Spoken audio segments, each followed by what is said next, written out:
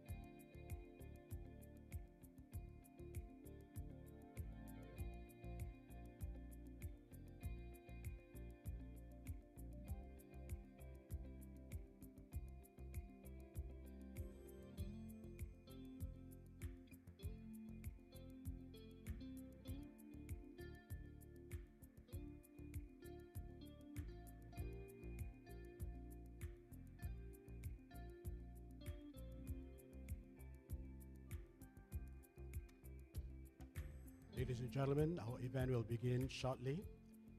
Kindly remain seated and as a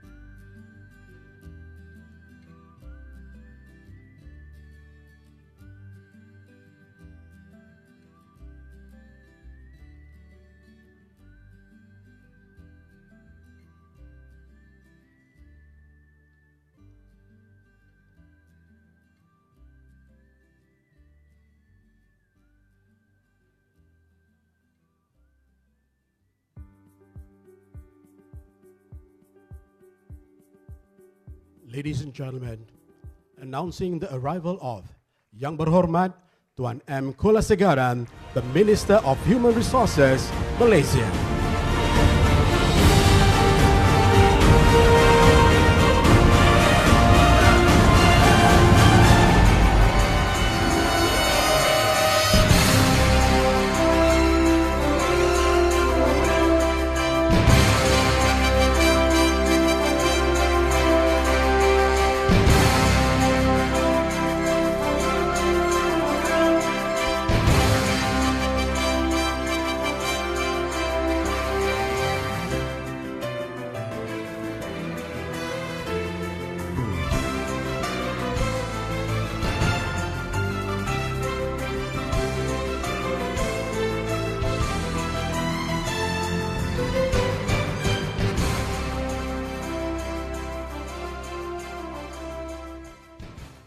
Distinguished guests, ladies and gentlemen, please rise for the national anthem of Malaysia, Negaraku.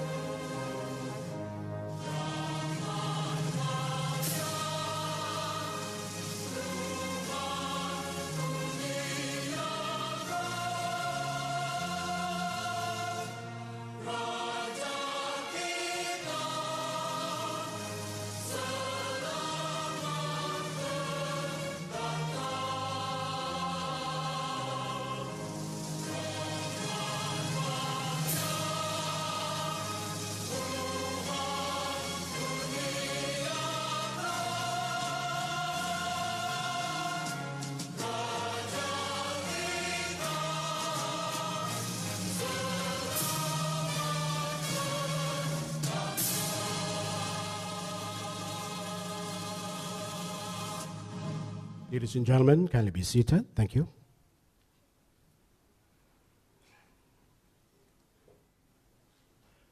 To proceed with our event today, I would like to invite Encik Muhammad Afiq bin Muhammad Effendi for the Doa recital. Please welcome.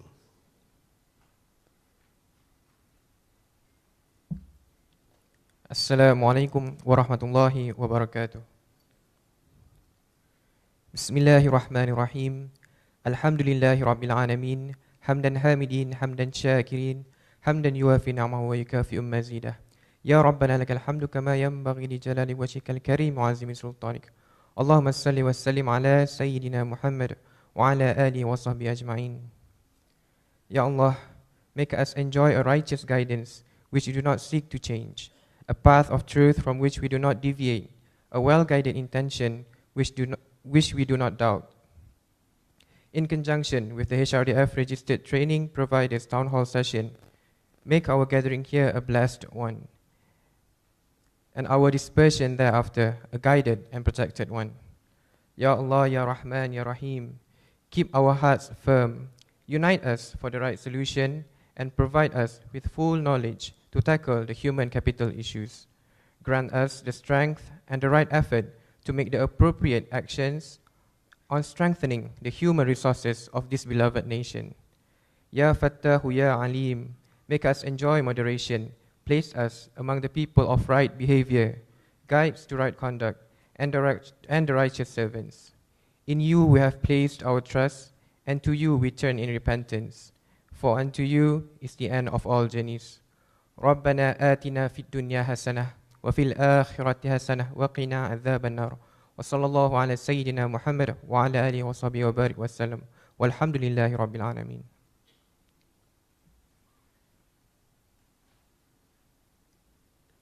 Thank you, Encik Muhammad Afiq.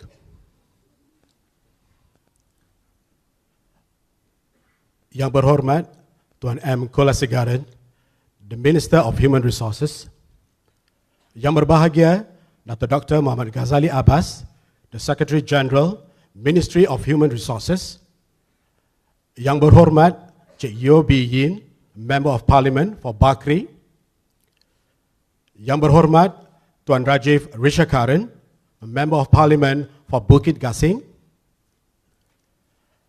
Yang Berbahagia Datuk CM Vigneswaran Jayendran, the Chief Executive of Pembangunan Sumber Manusia Berhad, Board of Directors and Senior Management of PSMB, members of the media, ladies and gentlemen. Welcome to HRDF Registered Training Providers Town Hall Session with Yang Berhormat Tuan M. Kulasegaran, the Human Resources Minister. My name is Azman Zakaria, and I will be your MC for today. A special welcome to our guest of honor, Yang Berhormat Tuan M. Kulasegaran, our Human Resources Minister. We are deeply honored to have your presence today. Thank you, sir. And other than the audience in the ballroom, I would like to also welcome all our viewers around the world as we are coming to you live via Facebook and Instagram streaming. If we can have the camera to view all our viewers, is it possible for us to just wave at the camera?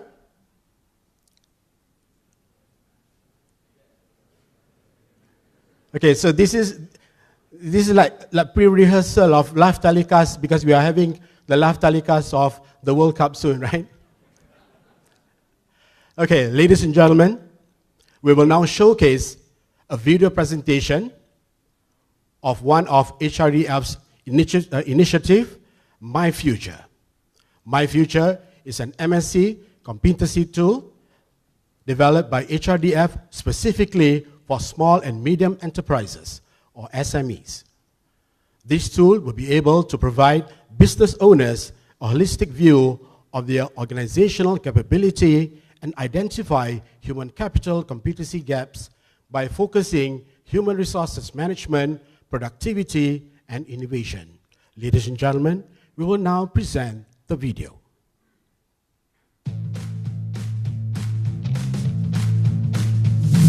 Introducing HRDF's My Future Diagnostic Tool for SMEs, a HR competency tool that helps you identify training gaps within your organization and offers possible solutions at no charge. Identify your human capital maturity now. See how My Future can be your business health check. Where do we start? Log on to myfuture.my. Fill in all the necessary info.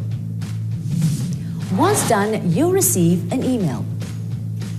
Click on the link provided for verification. Now go to company profile and fill in your details.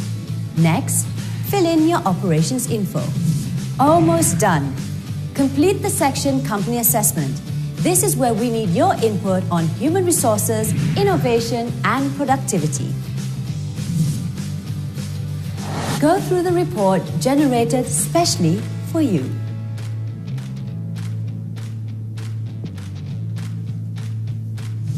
Where are you?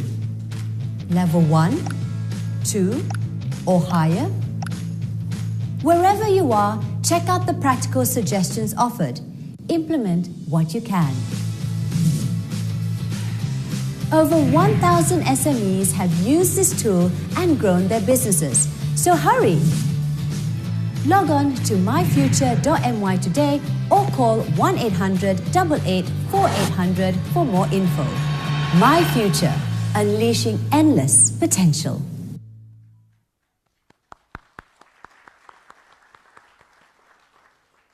Distinguished guests, ladies and gentlemen, now I am pleased to invite the Chief Executive of Pembangunan Sumber Manusia Berhad to deliver his opening remarks.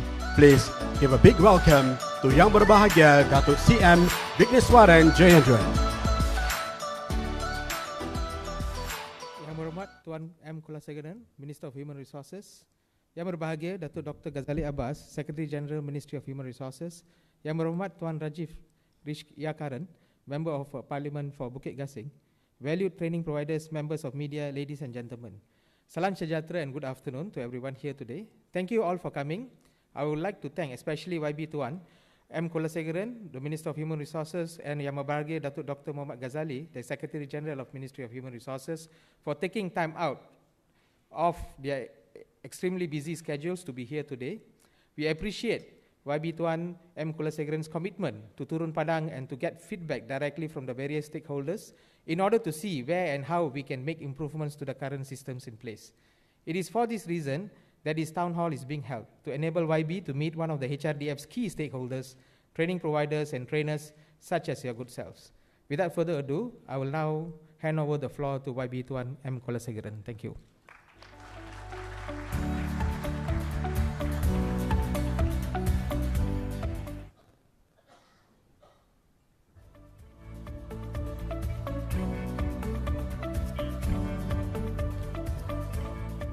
Thank you. Good afternoon to all of you. Dato' KSU, Dato' Vigneswaran, board members, YB Rajiv, my two important friends, Mr. Ellen Jillian and Chong. Ladies and gentlemen, it gives me great pleasure to see you all here in a town hall this event. Now to me, it's a bit shocking because only in Ceramah I find so many people.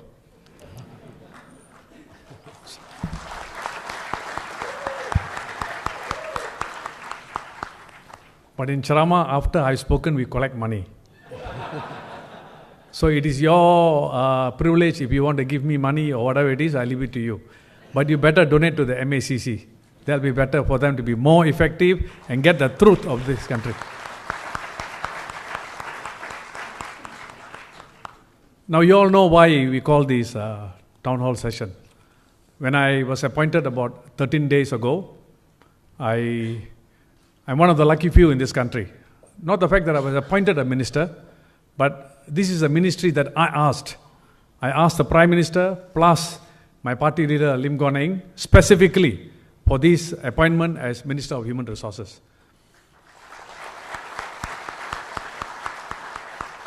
Why I asked were two reasons.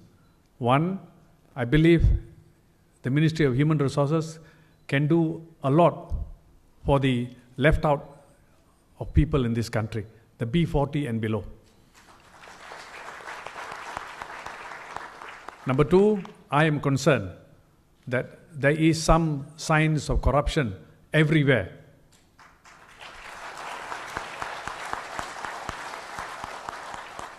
And therefore, it is my humble duty to come and do what is needed by the nation at this juncture. Ladies and gentlemen, goes without question that there must be transparency. Do you all agree? Yes. No question. Because this is your money, this is a Malaysian people's money, employers' money, which the organization takes and run for the benefit of fellow Malaysians. So it's incumbent on them to be as transparent as possible and answerable to every Malaysian in this country. I want to ensure that not only that it's transparent, that dollar to dollar, cent to cent, it is answered to the Malaysian public and you are happy with it. And I have had two meetings so far, one with the organization itself and the other with the board members. Before I told and asked Dato' Vic and Secretary General to organize these town hall sessions. I'm one of the very staunch believer that town hall sessions are more than required. If you've got nothing to hide, if you've got nothing to worry, there is no reason why you cannot have town hall sessions, if not one, many more.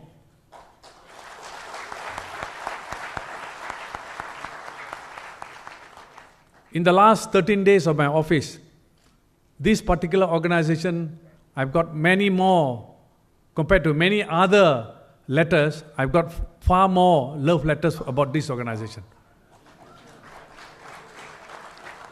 That is why I decided that it is best that the people educate me, that let us face the people. I got full confidence in the top leaders who are leading this organization, but they're all subject to public scrutiny. Nobody is above the law. Even those who have taken handbags have to answer. Handbags belong to the public. So this is why I'm happy that Dr. Vicky has organized this town hall session. Let's be very gentlemen, let's get to the basis. And I think we will gather as much information as we can. You all are coming from different parts of the country. You know many members of parliament. If you're not happy with what has happened today, I urge you to go and see your member of parliament, speak to them, and ask them to raise the matter in parliament. Let's have more participation. Let's have a vibrant parliament in this country. I've always asked Malaysians, wherever you may be in Kota Baru or Kota Kinabalu, you have a member of parliament. You can go and see him. It doesn't matter now, some of them who are in the government are in the opposition, but they are still rich enough to entertain you. See them and convey to them what you think matters should be raised in parliament. And we, on my side as minister, I will do what is best. I have looked at the whole scenario. I just had a word with Dato Vigneswaran. He has invited even the Auditor General, not the Attorney General. He just got a job yesterday. Auditor General to come and look at the books and see how the process goes. Let me just, I'm sure many of you are very concerned how the process goes. Many have complained they have not been taken care, or they have been overlooked, or they have been sidelined. You may have your reasons. That is why I'm here in particular to listen. I may not give all the answers that you want. In fact, I am not going to reply anything. I just told Dato Vigneswaran, you are in the firing line, you face the people and answer. In the firing line, in the sense, I innocently say it so. Because I feel that a CEO must take responsibility. And most important is to meet and discuss with stakeholders. And failure to do that means we are not accountable to the public.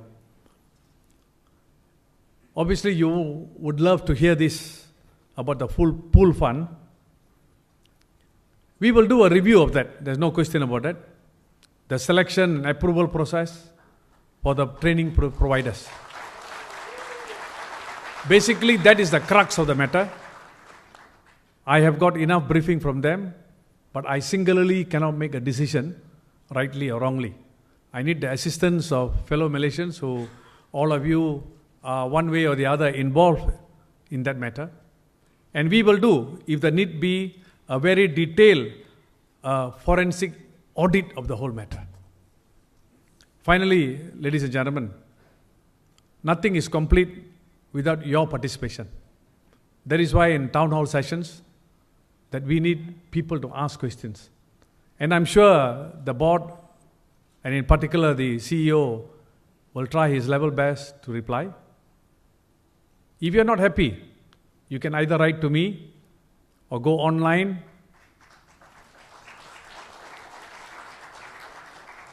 Or much better, see your member of parliament. Some of you have, many of you would have voted in the last general elections, and you elect them, or you elect the right person or the wrong person. You can go to see him or her and tell them that these are the matters that has to be raised. Because I think it is for public interest that these matters be articulated it must be in the public domain. Nobody is above the law. I, for one, a servant of the public, servant of the people, will carry out my duty without fear or favor, and if heads have to roll, so be it.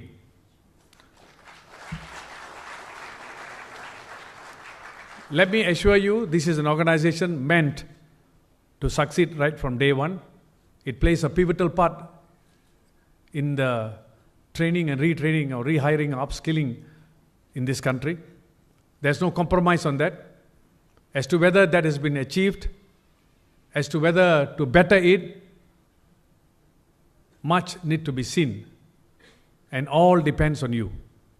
So that's why today, the town hall session will help all of us. I know some of you may not be given the privilege to ask the questions today. But if you can make it brief and short, we will do what is necessary. We will get the answers for you.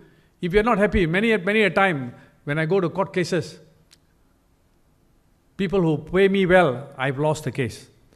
People who didn't pay me at all, I won the case. But life is like that. Not all you can do, not all you can achieve. But you can be rest assured, truth and honesty and integrity will prevail. Thank you. Thank you, Yang Berhormat.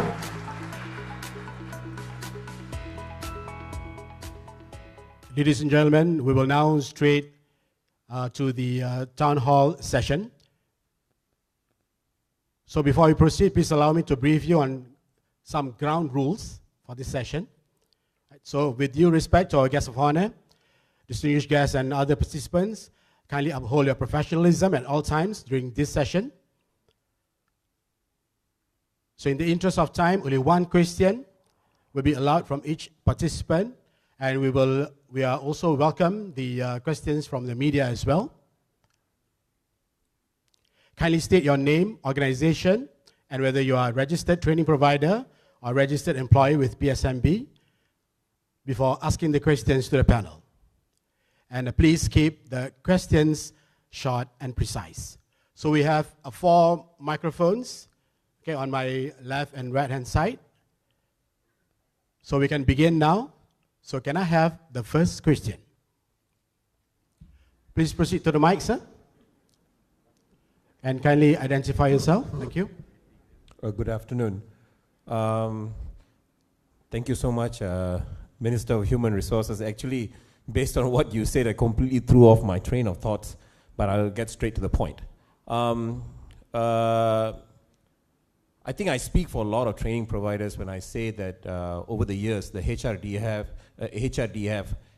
while it has improved a lot of things, it has also made it very constricting for training providers to actually offer the best that we can offer for our manufacturers.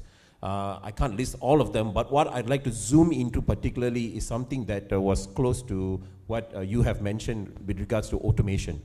Now, the way automation has evolved is right now has been taken over by robotic systems. A lot of workers or graduates who are qualified in engineering are now finding themselves very difficult to get jobs because it has gone to robotics and also to energy saving. What I want to know, my question is, number one, which will only be one question, will the HRDF be able to give a platform or a line of communication for training providers who can actually advise on what are the current trends and needs of manufacturers? Like I myself is directly involved with manufacturers and I have very close touch with them and see what are the gaps. Will HRDF be able to provide a platform for training providers like us to give the input? And don't make it difficult for us to, I've been writing to HRDF for more than a year. I never get any feedback. I make a phone call, I don't get answers. Answering the phone call itself is already a big challenge. So, I'm being very truthful here, okay? So, people like us who are at the grassroots level where we're with the manufacturers, we have so much of information, valuable information, but we don't have the platform to get the information we have to the HRDF. It is never an easy task. We try through LinkedIn, we try through Facebook, we try phone calls, we try emails. I wrote physical letters. Excuse me, sir, can you go straight to the point, please? Okay. My point is, can you please create a platform where training providers like us can directly communicate with you important matters like this and not have to wait for over a year and still not hear anything. Thank you. Can I have your name, please, sir? You didn't introduce yourself? My name is Naren Narasya. I'm from Skillsgate Sendram Berhad. I'm a training provider registered with HRDF since 2005. Thank you.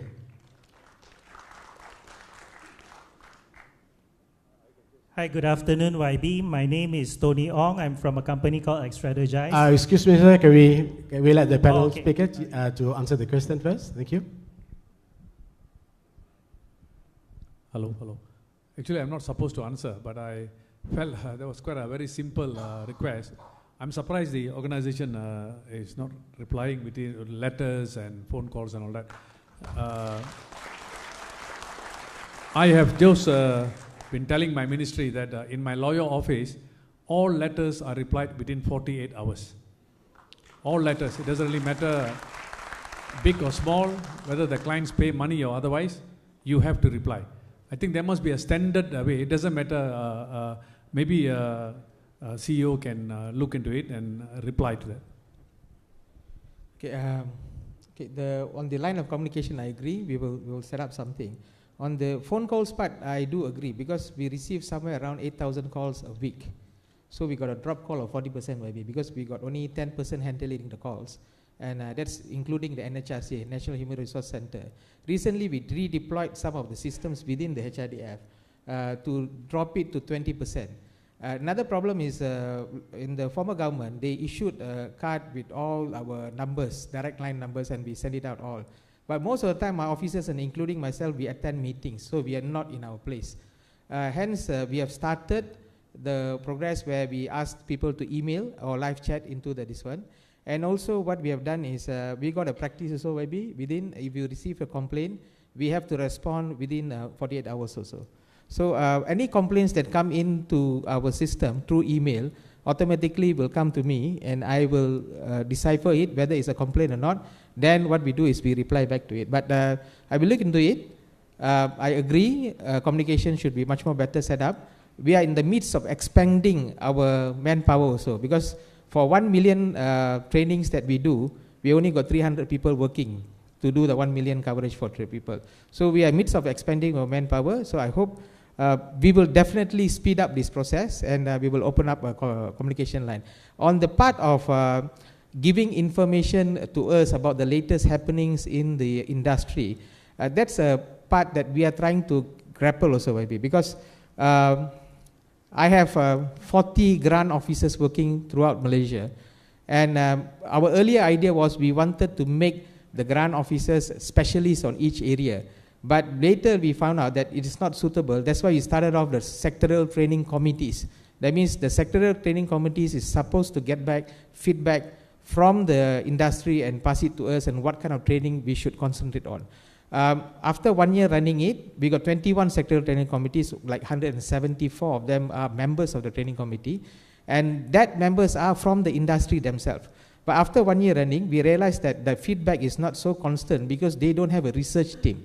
So we are putting up another, another structure to it, where we want to work with associations like FMM, SME Association, MEF, and out there. So we ask them to take up the role for them to do a training need analysis within the industry and feedback to us what is needed. But we don't want to do long studies because now we realize that technology is moving very fast and we need to, get updated all the time. So we are trying to work some system out. So we are doing that maybe. I agree and I apologize for the phone calls, and especially if you send an email to me, because I receive somewhere around 600 emails a day. And sometimes I delay in replying emails and also things, but I will ask my team to speed it up. That's my promise, maybe. Thank you. Next question, please. Mic number 2. Yeah, just a quick one. This is not a question anyway. We have ground rules for the participants. Sorry, my name is Mayoko Khan. All right, I've been very critical in the social media for the past 12 years, 16 years, I think, about the government agencies' effectiveness. Now, this is not a question, sorry. You have ground rules for the participants. If we may humbly suggest this, please give us intelligent questions, intelligent answers. Because we are facing all these answers for donkey years anyway. So please give us intelligent questions, intelligent answers. And importantly, and most importantly, is that HRDF is a organization, a council, all right, that represents experts here. These rooms are all learned people, knowledgeable people. This is not a persatuan peladang or penternak, okay? So, sorry that my words are painful, but this is what we hope for. Because time is short, I don't take any more time to talk about anything. Thank you. Yes, sir. Mic number Yes, 2. okay, good afternoon. My apologies just now being too eager to ask a question, YB. So my name is Tony Ong. I'm from a company called Strategize. I was formerly the Chief Financial Officer for Hewlett Packard Company for Malaysia. So one of the industries that's really growing in the country, 15 to 20% every year, is the shared services and global business services industry. And for many years, I think even when we were in the company, we were always trying to get HRDF to recognize the GBS and SSO organizations as being part of the companies covered by HRDF, but it was never, for whatever reason, followed through by HRDF. So my, I guess it's more of a comment or input, is that this is an industry that's going to give opportunities to a lot of Malaysians, especially when we are talking about TVET, the numbers dropping 30% year on year. So this is something, my feedback is that HRDF should be looking into this. Thank you. Thank you. As a reminder, may I seek your cooperation to ask questions, because time is very valuable, especially when our Yang Berhormat Menteri is here. Yes, sir. Can I have your question? Mic number 1. Can you introduce yourself? I'm Ganesh from SG Irrigation Group. I wrote this. I would like to thank the YB Minister today. I'm sure before I ask a question, he's a 4-term MP. Congratulations again for helping the Human Resource Ministry. Okay, I acknowledge the management of HRDF carrying out their duty for the levy payers and the government. But anyhow, my questions are you aware that one of your board members is a training provider as well, and describe himself as a representative of many training providers, which I'm not. I'm sure many of you all are not part of the association. The position, apparently conflict of interest, allows the board member to channel contracts to his own companies. You know, it is not unknown thing. Everyone knows about it. You know, associations are formed overnight.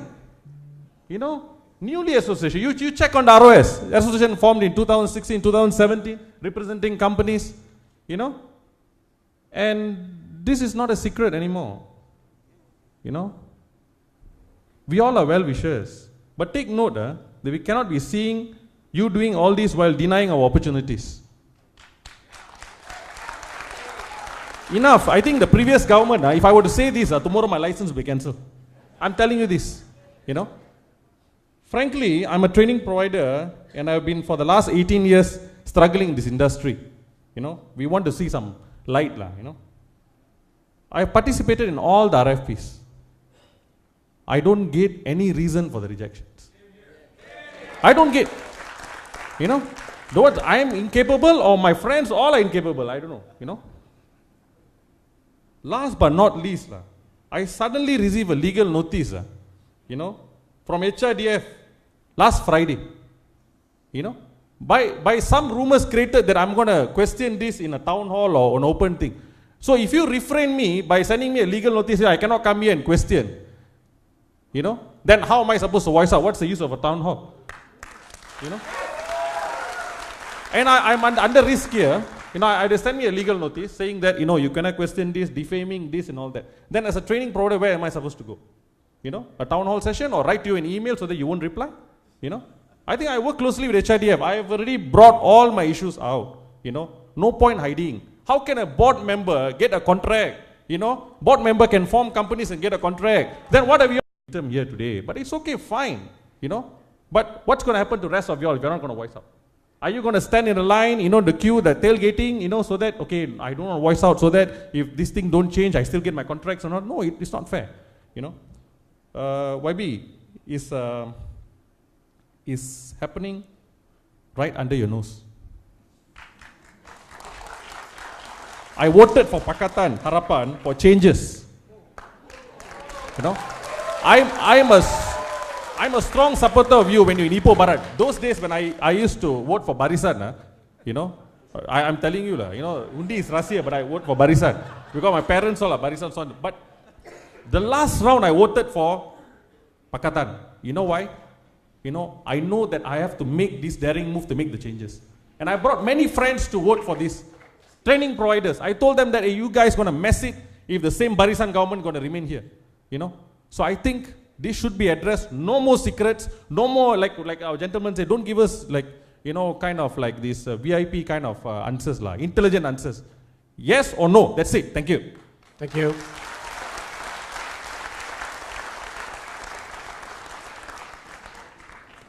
Good afternoon. Can I ask a question or there'll be answers first?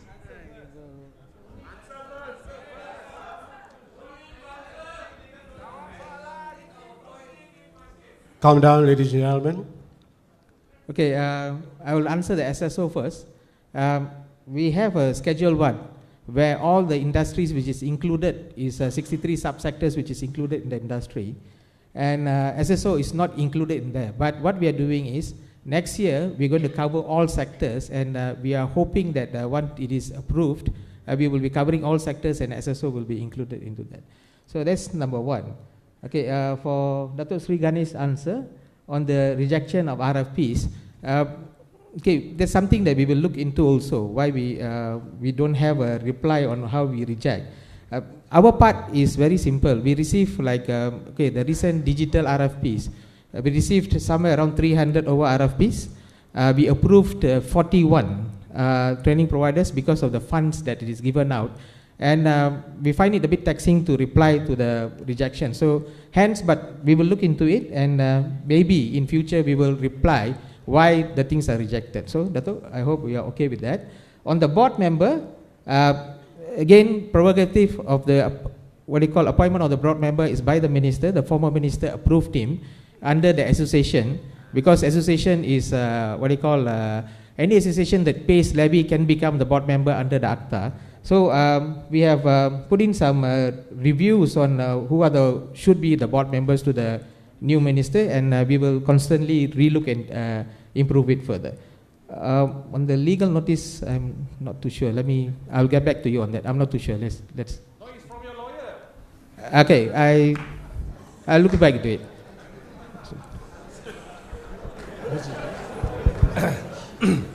Dato' Sri Ganesh, everything seems to be below my nose now. Thank you for having confidence and voting Pakatan the last round. You can be rest assured, if what you have said is correct, if the board member, I don't know any of the board members, to be very frank, and I'm not interested in knowing, I'm just carrying out my duty. If any of the board members is confirmed to also be a service provider, Monday he'll be removed.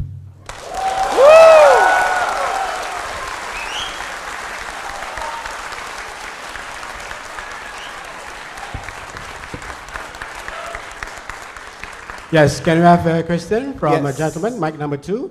Good afternoon, YB. My name is Ernie Chan. I am from Edson, Sdn Bhd. We also own a college called Portman College.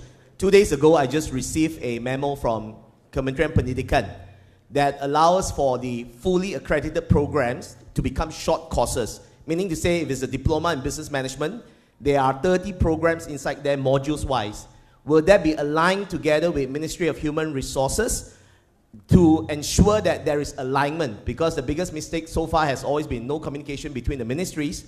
KPM, Kementerian Pendidikan Tinggi, last time, allow us to do certain things, and then Ministry of Human Resources, PSMB, does not accredit those programs. So the letter just came out 2 days. Just wondering if there will be communication between the two ministries, especially from Kementerian Pendidikan Tinggi, which is now Kementerian Pendidikan Malaysia, with PSMB, to accreditate programs that are already fully accredited by the ministry. Thank you. We don't accredit programs. Not accredited by you, accredited already by the Ministry of Yes. Pendidikan. But the funds from PSMB, would it be available? Because in the 30% pool fund is always for some kind of association that is set up to accredit programs. But when an official, regulated institution want to submit a program, it is not allowed. So it doesn't make sense because it's already fully accredited by the ministry, which is highly stringent process of 2 to 3 years. And then it is not accredited by the Ministry of Human Resources. Doesn't make sense at all. Okay, I don't know how to answer this. If you don't know how to answer, then don't answer. Let someone who can do the job better to answer the question. Okay, we are not in the business of accreditation of programs. If you are a HRDF training provider, what we do is anyone accredit the training program, we fund those kind of programs. That's what we do. Again, we will talk to the ministry's accreditation. JPK is the accreditation body for the ministry, and we will try to realign this matter and we will look into it. But HRDF per se, we do not accredit programs, that's for sure. I can tell you that. Thank you. Hello. Okay, sir. Kindly introduce yourself. Good afternoon. Yang Berhormat, Mr. Kula, Dr. Wick. My name is Oliver Ho from IGM. I've been training provider for many, many years, PSMB, once a Class A contractor, but now they got new 5-star rating. I have 2 transparent questions that's in the interest of both the HRDF and training providers like us. The first question is, please publish on the website, you say got 41 people who won the tender, and amount of the tender given, which company was given, how many packs was given. This is in true spirit of Tun Mahathir transparency. For example, are you agreeable? Right. For example, in the last tender, Senior Management Development Program, PSMB RFP 1/218, many of my colleagues were in a loss. I was also in loss. What happened? Okay. Number 2, how many of you training providers are happy with your star rating? So many have told us that the star rating is here and there. So PSMB should publish on the website the exact criteria that have been met by each training provider. For 5-star category, what are the requirements? For 4-star category, what are the requirements? For 3-star category, why are you rated down there? For no star, what happened? So this is transparency both for PSMB transparency and also for the training providers to be less frustrated of what's happening. Because all of us, when we ask what a star rating, how to improve our star rating, we are not giving any guidance. All training providers are to learn, unlearn, and relearn. Agreeable? Yes. Thank you. Thank you. Dr. Oliver, on the publishment of those successful published, right? It's all published. In the HRDF website, we publish all successful training providers who got business. In fact, earlier, I wanted to do a listing of people who actually won tender. 2,000 out of 3,500 training providers out there, 2,500 training providers got business from PSMB last year. That means there's 1,000 didn't get, but 2,500 got. As I said, for the tender that digital skills is 41, Ghazali, 41 people got it. So, and the results are published in the website. If you go to HRDF's website, there is top 20 training providers who got money from HRDF. It's also published. If you go into our website, it is there. We list by month and by year, because this complaint I have got many times throughout the years. So when I became the CEO, we revamped the thing. We said we will publish top 20 people who got money from PSMB, and all tender results are out there. All associations that got money is all published in the website. So there is no, how should I say, hidden things and stuff like that. It's everything published. So what I will do, on my part, we will run sort of, I mean, we have clinics for employers. Maybe we will do clinics for training providers to see and to understand our process. Maybe we will do that. But thank you, Dr. Hu, for your question. Thank you. Okay, next question. Can we have the gentleman at mic number 2? Sorry, on the 5-star rating, I will definitely organize what you call, but we do have, right? Where's Sofian? Sofian? Sofian?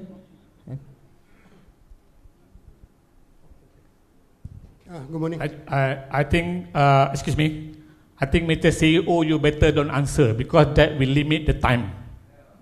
You keep it.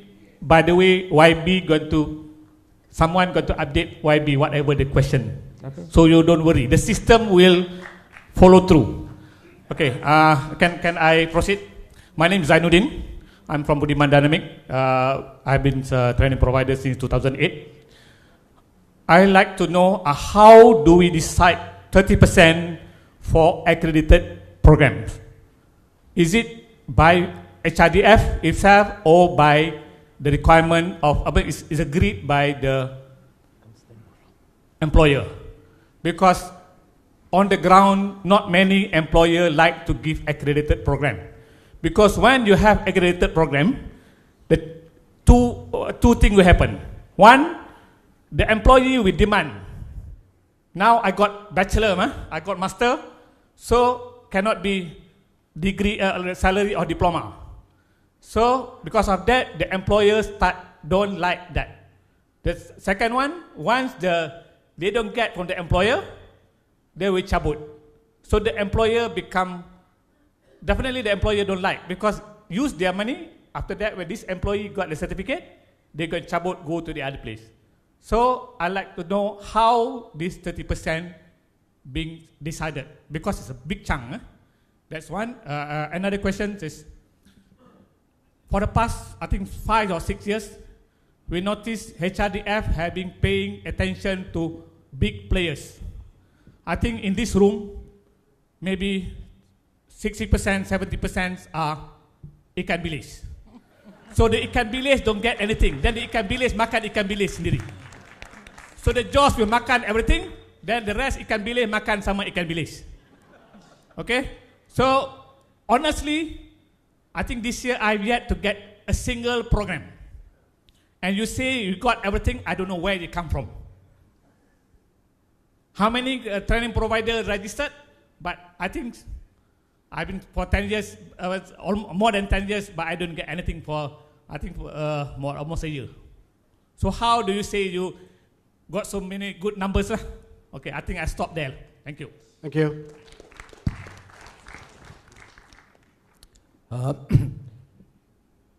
My name is Nadis Warren. I'm a journalist. I write a column under Citizen Nadis.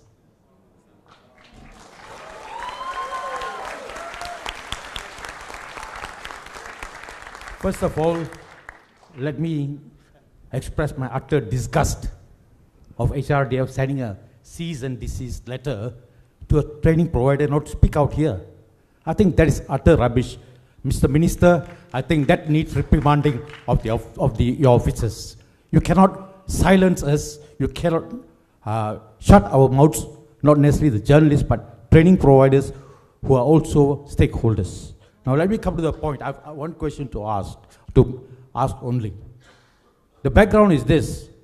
HRDF and its officers are stakeholders of public money. And they are accountable to the public. If they use the money for other purposes, then they deserve to be sacked. Mr. CEO, can I ask if you and your board members were in Sarawak campaigning for Mr. Richard Riot? I got photographs, you don't deny. Number 2, was the HRDF car sent to Syrian for campaigning during the elections? Now that's a very serious charge, right? Now you have to answer because it's a stakeholder's money, it's the employer's money, and by using that money for your private purposes, you're depriving more training for all of us. Now, I just want to add one more. Mr. Richard Riot was a caretaker minister only. After Parliament was dissolved, he was only a caretaker minister, and he had no business of providing anything else. Thank you very much.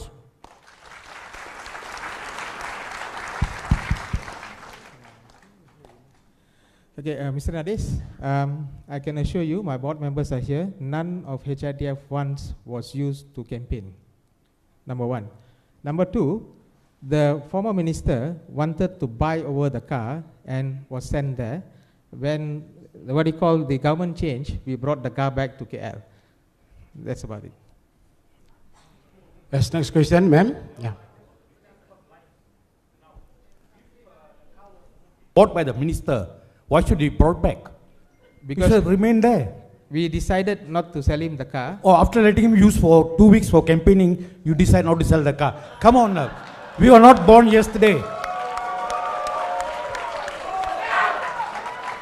Good afternoon. Gentlemen, please come down. Yeah, can I go first? Yes, ma'am. Yeah, Please good do. afternoon, YB, CEO of WIC.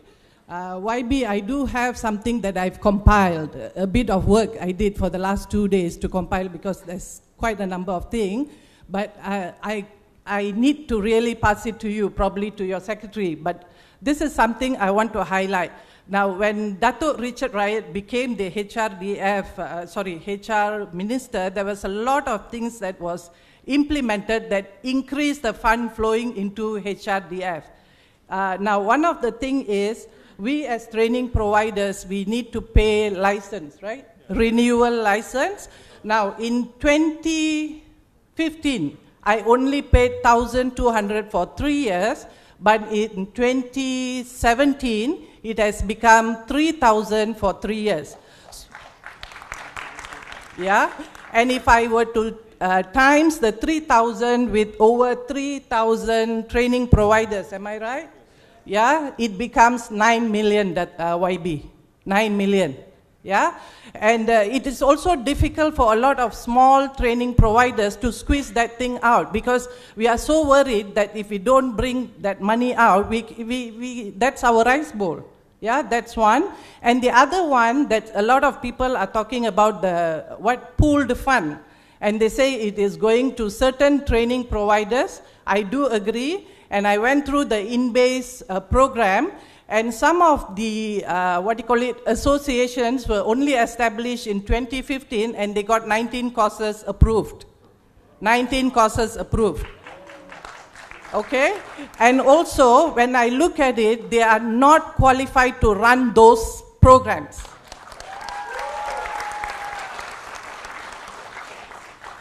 Now, if you look at it, there are some certification given from some overseas, university. I won't mention the name of the university. And the university rank is 15,710 in the world. Yeah, no, I won't.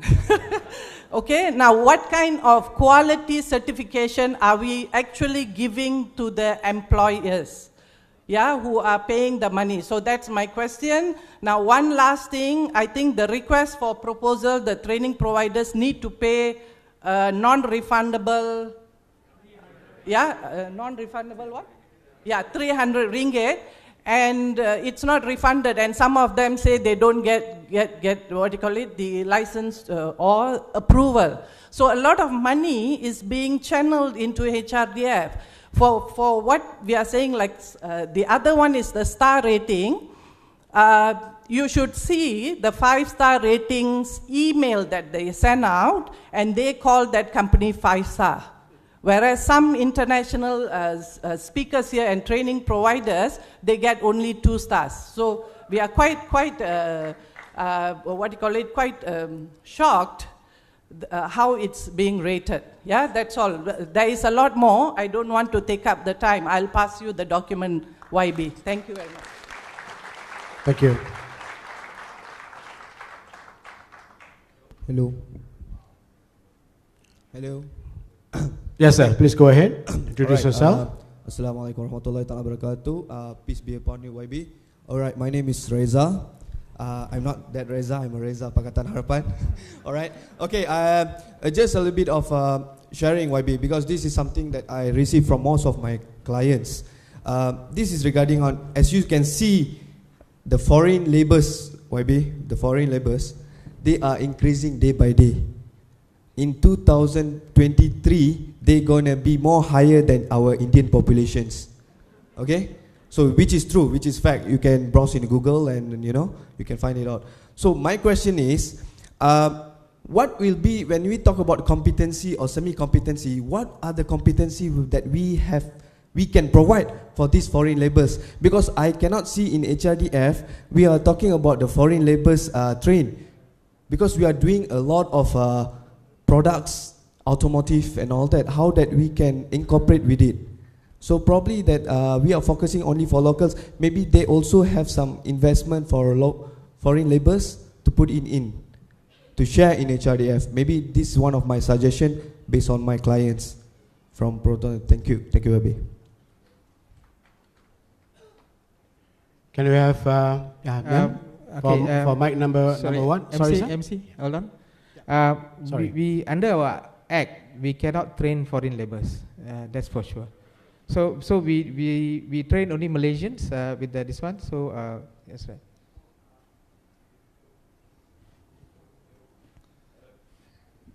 Hello, all right. Yeah, I'm aware about it because it's like 1% deductions and all right? My suggestion is what we can do the moment we have the like KDN approval when it comes in and we deduct the levy of them, why not we also impose some levy for these foreign laborers? We're going to train them. At the end of the day, they are not skilled workers. How does the appropriate recruitment process they have over the other countries? This is something that we have to think about it. Because our local people also, we train a lot. At the end of the day, what are the result oriented for that? That's what I wanted to know. Maybe you can have some suggestion for, for future improvements and all that. Please consider this. This is very crucial. I believe so. We take note of that. Yeah, can I have ma'am, mic number one, please? Good evening, everybody. Good evening, YB. And I'm proud to say that I'm from your parliament. Okay? The reason why I'm here is I think YB will agree with what I'm going to say. Ma'am, can I have your name? Can you introduce yourself? My name is Sundarjit. I'm from Professional IT Academy in Ipoh. Right? YB, for what I know is under the RAISE program. Okay, now comes to the pool funding. Everybody, every single employer is paying for it. But why is it when we go and put application, it's always said, oh, the funds are going to finish. My question is that. And for Perak, I think YB will agree with me. These people, the employers won't immediately approach when there's any projects going on. They will just always wait and see what's going on. That is Perak. YB, do you agree with me? So when we go and put paperwork, it's always been said fund is, okay, my suggestion is, when it comes to pool funding, can you allocate according to the states? How many employers are there in Perak? How much they have contributed? That is for Perak. If you have it in KL, how many employers you have? How much is their pool funding from 30%? That is for KL. I think this is fair. We as Perakian, we want our state also to come up. YB? I actually been WhatsApping you and finally I got Mr. Chong to make an appointment, but it was the right time for me to come and see you. Because my thing is still hanging there. The paperwork I put, they have already seen the employers. They have already done the verification. But till today, there is no approval. And who is answerable? It's me. Because I'm the one who go and see them. And there is another one more criteria. I came to know that I've already put in the paperwork for the past 3 months. Now, the employers can't wait. Because it's already 3 months. They have already taken the recruitment in. When you give me the approval, where I'm going to paste them? In my house? In my next door office? No. So you should be given us an option. Okay, once the approval is given, you take your time 3 months. Now you give me time to get them placed within 1 month. That means the person who I place, it must be an HRDF contributor. That's it. That's supposed to be the terms and conditions what you all should put in. Because this is something I don't agree. And whenever we put in Perak, I think most of the Perak training providers, they agree. Whenever we're putting funds on, oh, it's drying. Why drying? We are still contributing. Correct, baby? I really hope you will do something for us. And I voted for you. I'm also from Ipoh Barat. All right, thank you. Thank you, ma'am.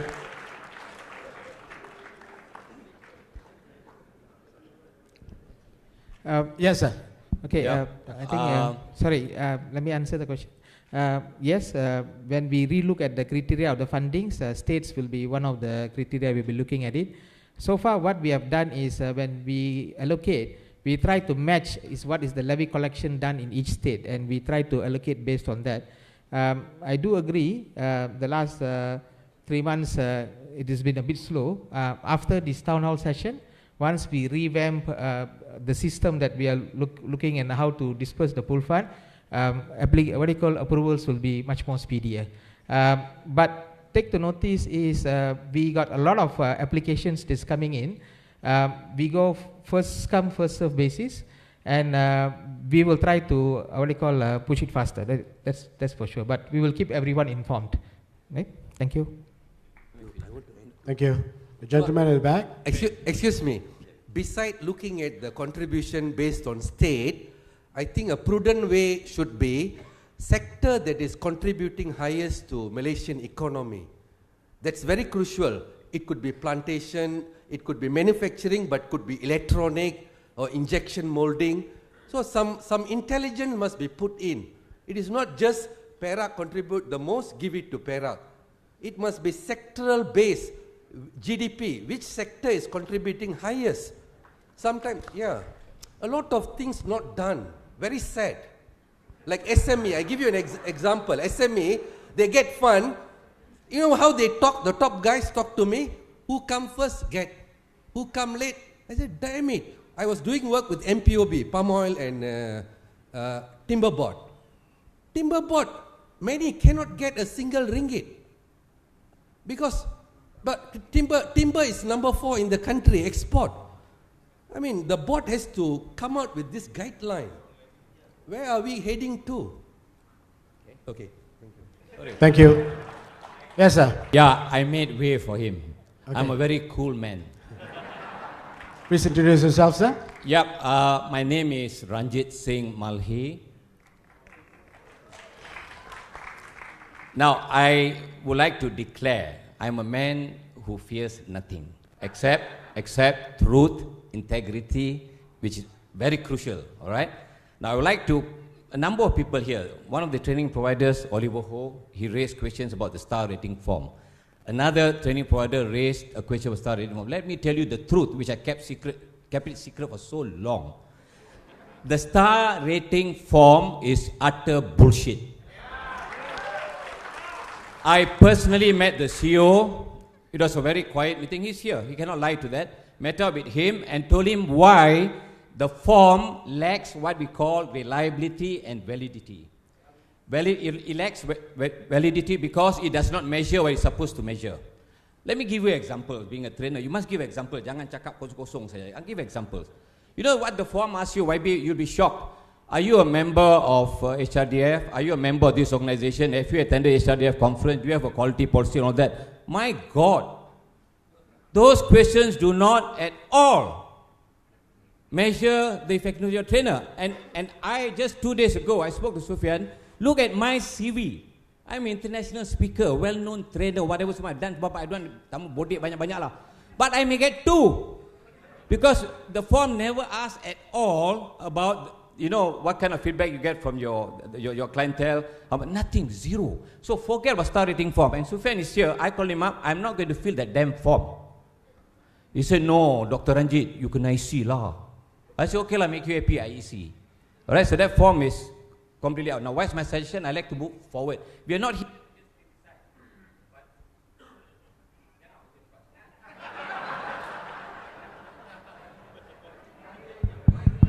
No, they, yes, go ahead. They switched it off. But orang Melayu kata jangan cuba nak menegakkan benang yang basah. Ini sing yang main, ha? Alright, YB, this is my humble suggestion. HRDF, I've already said this 3 years ago, but nobody listens to me because I'm not one of the preferred providers. What HRDF should have, my humble suggestion is, you must have, just like we have council of preeminent persons, you must have a council of professional trainers. Trainers who know what training is all about. Not your crony, I'm not talking about you, sorry, I'm not talking about, so general, not HRDF, preferred providers or cronies and all that. Get people who know what training is all about, form a council, run with them through first. Because why I'm saying this, I decided to attend one of the latest workshops on training competencies. My God, when I went there, I wanted to walk out. Sufyan knows about it. Half the guys there don't even know what a training competence is. Sorry, I'm being blunt here, right? So my advice is, get competent people to advise. And finally, I was asked to say this. It's okay. There are too many complaints about HRDF. I'm not saying they are right or wrong.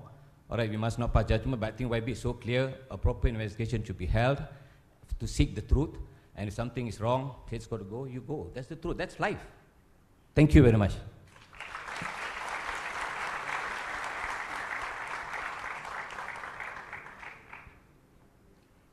Yes, sir. Please go ahead. A very good afternoon, ladies and gentlemen.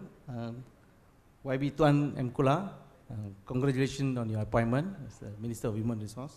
My name is T. Tiagaraja. I'm a new kid as a training provider. Just opted to take on this training provider after 35 years in banking. My question, at the same time, my suggestion is this. We have a bigger agenda at the country level due to unemployment. I pose this question to YB. Unemployment from graduates, degree, diploma is on the rise. What are some of the quick wins? I know you've just been appointed. We have a few hundred training providers in Malaysia. I just joined as a new kid, thinking that to offer, but there's a lot of issues probably that has to be taken separately to quickly resolve it. But for unemployment, I feel there's a big gap from the fresh graduates and the degree diploma holders to fit in, especially in the private sector. What are some of the quick wins Human Resource Ministry going to attend for quick wins by using the services of training providers? I've just paid my 3,000 as a training provider as well. I feel strongly all these training providers here, including myself, who have worked in the banking for the last 35 years, because passion for human resource development is always in my DNA, which I've done my part while working in the banking. But after coming out, I also started to do on my own. I just went over to HRDF the other day, seeking some clarification. How can I, as a training provider, new kid in the block, to support Human Resource Ministry as well as HRDF in the bigger context for the unemployment market? Thank you, YB. We will take note on that. We will get back to you. Thank you. Probably generally to your ministry. Thank you. Thank you. Can we have the next question from the gentleman at the back? Mic number 4. A very good afternoon to the Minister and the CEO of HRDF. I'm Professor Dr. Liao from Humanology. My advisor, Tan Sri Amrim Wang, just only got appointed back as the chairman for the Special Task Force for the Procurement for Government yesterday. We are the specialists in government procurement. Just for information, I think that a lot of people will agree with me. For my company, we have submitted many tenders, so-called the tenders. We buy, we pay for the tenders, okay, for us to submit. However, as what the other trainers have mentioned just now, okay, after we submit, it becomes no feedback, silent. Even though whether we get it or do not get it, you do not know what is the output. I believe a lot of providers have the same feeling. Then, as a background, we are trained by our Auditor General. It becomes a habit for us to start to do investigation. Is it any hanky-panky things happen? Is it anything that special things, that special arrangement with them? And we found out there are few of the specialties of the favorite providers. And we proceed to investigate what actually happened. I even sent my staff to go to participate and also look at, to analyze what is so special about the program. This is true. I have to admit that some of the program they have innovation and creativity. It's not without facts. We have to accept that. So because of that, however, I strongly urge HRDF to be more transparent. Okay, it is true that the CEO from a few years back transparency exercise was being taken up by HRDF. But however, is it possible to give us feedback for the 300 ringgit that we have paid?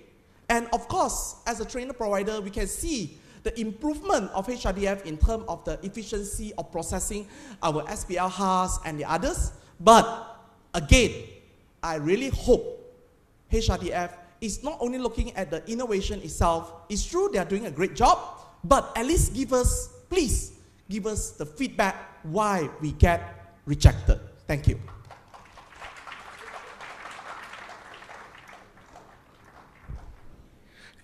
Yes, we will look into that. As I said just now, we will provide feedbacks. Thank you. Yes, ma'am. Mic number 1, please go ahead. My name is Sheila Singham. I'm from Human Equations, Sendirian Berhad. Now, I am a trainer, as are all of you here, most of you here, and I'm sure you are all very passionate about your craft, right? So, as a trainer, I am very, very concerned about the quality of trainers that you, HRDF, has appointed to conduct the Train the Trainer program. I would like to know, first of all, by what criteria are these people appointed? Secondly, I would like to know, are they evaluated, at least on a, once in 2 years or once in 3 years? The reason I'm asking is, I have had students who have come for my programs and were then inspired to take up training as a profession. So, of course, we all know that if you have an HRDF certification as a trainer, it's an advantage in the training industry, because then employers will want to hire you as a trainer. So I recommended to them to go and do the HRDF training program. I had one student come back and say, "Oh, that was an excellent trainer. Well done." I had another trainer call me on day 1 of the program and say, "Sheila, why did you send me for this rubbish?" Okay, the program was so bad, and during the 5 days, this student had to play the game with the trainer in order to get certified. So if you're going to have narcissistic people, megalomaniacs running the program who just want to be flattered during the training program and not really interested in feedback. And I said, why don't you give feedback? We are afraid to give feedback because then we might not be certified. I said, why don't you give feedback to HRDF? It's a waste of time because they never reply. Now, YB, we would like all of us here who have come up here to make these statements and ask these questions, we would like to be assured that when we apply for renewal of our HRDF certification, we're not going to be penalized, all right? Or if we apply for any tenders, we're not going to be penalized just because we came up here and told the truth in the interest of transparency. The second thing, YB, we hope that there will be a channel that today, before you leave, you will give us a channel whereby we can channel all our inquiries, our concerns, our queries to you via email or any sort of platform. So, coming back, that's my request of you, YB. Coming back to how do you appoint these people to do HRDF endorsed programs, and do you have a regular evaluation system on them? That's my question. Okay, on the trainers part, they do go through evaluation. There's a board that looks into it, and we do renew the license. But we are planning to have a renewal part where every 3 years they're supposed to sit back and get recertified. On the complaints on the bad trainers, we have received before, and once we receive, we have taken action. I'll give you one example. This one training provider tried to be funny with a girl, and we have blacklisted the guy, and we have removed him, and we have done our part. So on HRDF side, once a complaint comes in, as I said, within 48 hours is escalated to me.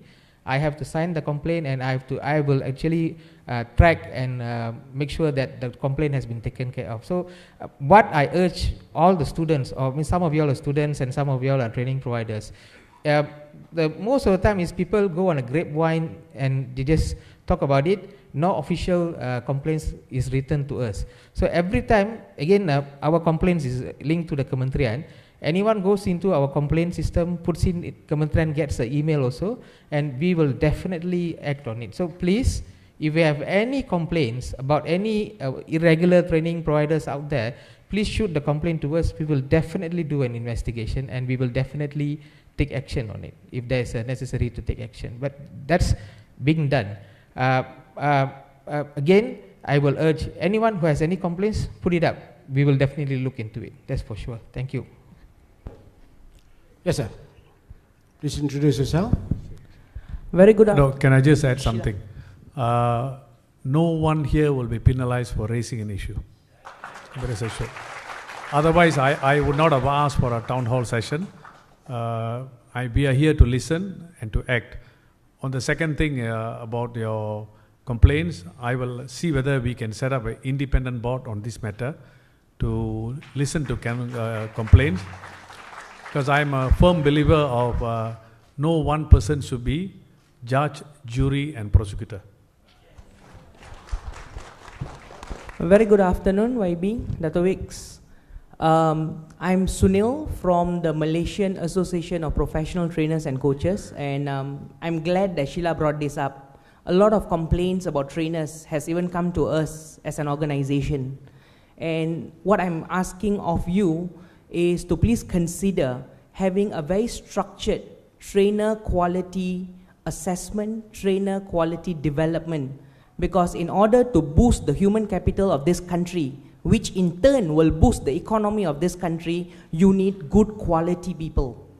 And these good quality people have to be trained by good quality trainers. Not anybody who becomes jobless, goes for a 2,300 ringgit train the trainer program and says, I am a certified trainer. And you go on a family vacation to Bangladesh and say, hey, I'm an international speaker. I've received such complaints, Dato', and hence why I'm sharing this with you. All right? And I'm very passionate about trainers, and that's why I am now here sharing this with you. I left a fantastic, lucrative, paying job in Petronas to do what I'm passionate about, which is trainers and trainers development. Thank you very much. Noted. Thank you. Yes, sir. Please go ahead. Assalamualaikum. Good evening. My name is Fauzan from Access Ideas Malaysia, Sdn Bhd. My question to YB is very simple. Representing the Ikan Bilis in this room. What is Ikan Bilis? Ikan Bilis are trainers who set up their own company to run training programs. We are not those who set up training companies, training providers, and hire associate trainers or freelance trainers. Now, my question is maybe not so much about HRDF, because we have established the fact that HRDF's Train the Trainer program is the training program to certify trainers in Malaysia. But how come when we go and propose training programs to ministries or government agencies, they still go under the Pekeliling, where they pay by academic qualifications and not even look at the certified TTT, HRDF TTT, as a good benchmark. I'm giving you an example. Last month, EPF called me up to propose a training program. I have a diploma from Japan. They are only willing to pay me 100 ringgit an hour. They said if I have a degree, they would pay me 250 ringgit an hour. So are you telling me that if a fresh graduate goes out there, says that they are a trainer without having even TTT, goes out there and conducts training, they get paid more than somebody who has been around more than 10 years doing that kind of training? So I hope this question is mainly, would you help YB to look into this Pekeliling and re-evaluate the payment of trainers based on academic qualification, and also please also take a look at HRDF's TTT as an appropriate level, so that when you are a trainer, you must have this, and also maybe you want to take a look at the academic, up to you lah. But let that be a standard guide so that trainers get paid better, so that they won't go around being freelance trainers, being paid less and doing a half-baked job. Because why? I get paid lesser doing freelance compared to if I set up my own company and I conduct my own training. Thank you very much. Thank you. We take note of that. Yes, the lady at the back, can you introduce herself? Hi, my name is Valsala. Hi, my name is Valsala. I'm from Globetrotter Consultancy, Sdn Bhd. We do mindset changing training. Okay, one of the things that we work with a local business incubator called ET Ideas. We currently have developed 29 companies and 39 associates. We have been trying to reach to HRDF and let them know that we have a solution that's working, there is results, but I have no avenue to let anybody know.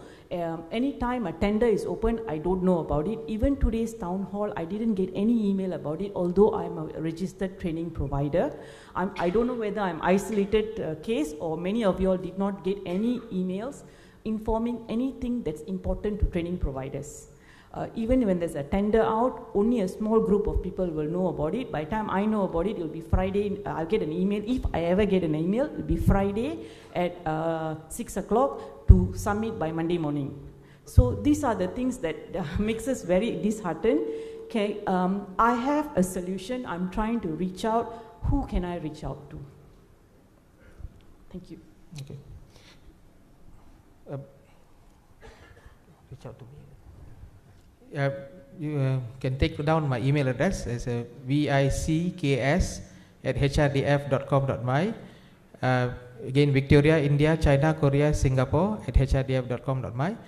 You can email me. We will look into your solution. As for the tender, it is always displayed in our website. Whenever tender comes out, it is always displayed in the website. Please drop me a mail. I will check within the system whether your email address is correctly registered or not.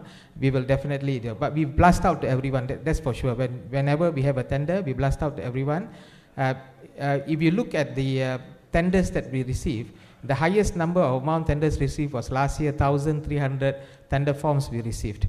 So they are we don't confine it to certain people, but we blast it out. But we take note.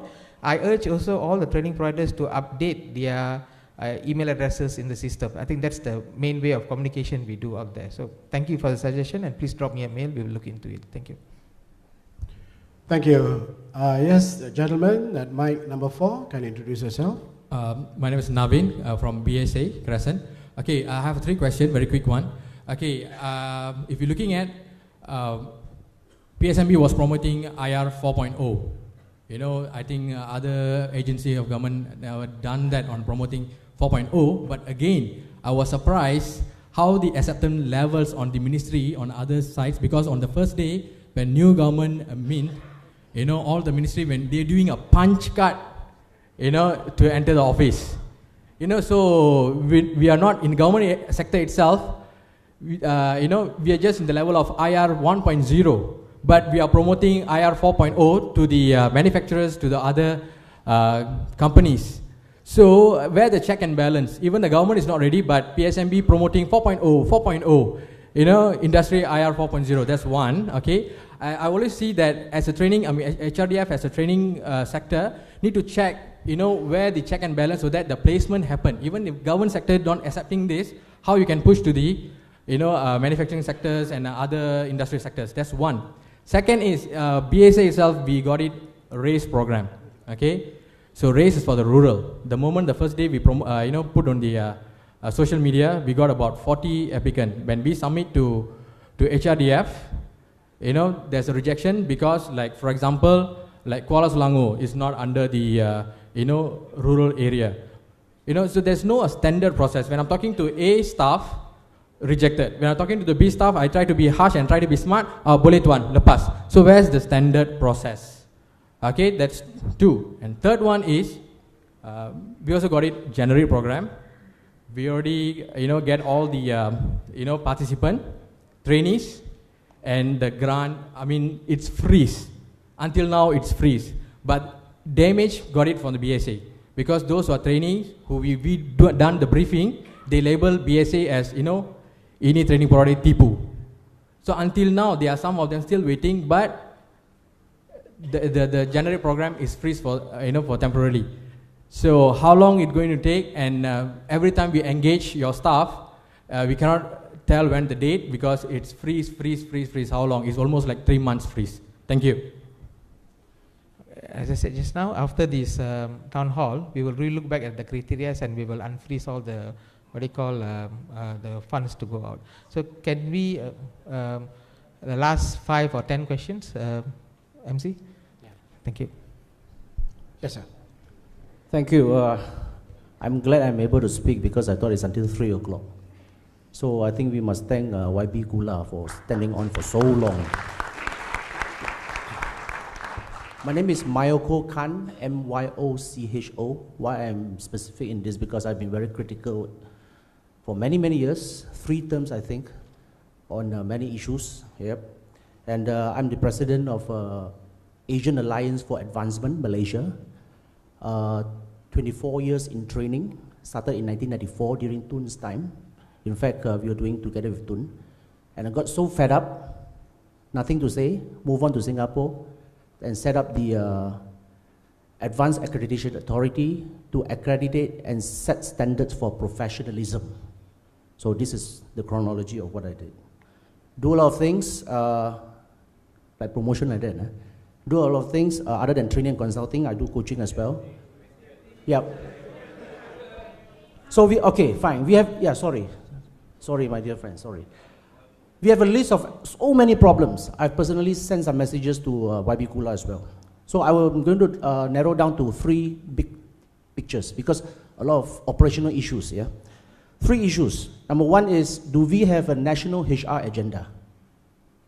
Tunam is looking at look east, which is very good. And then we have technology look west. And then we have look up, look down, look left, look right. But where are we looking at?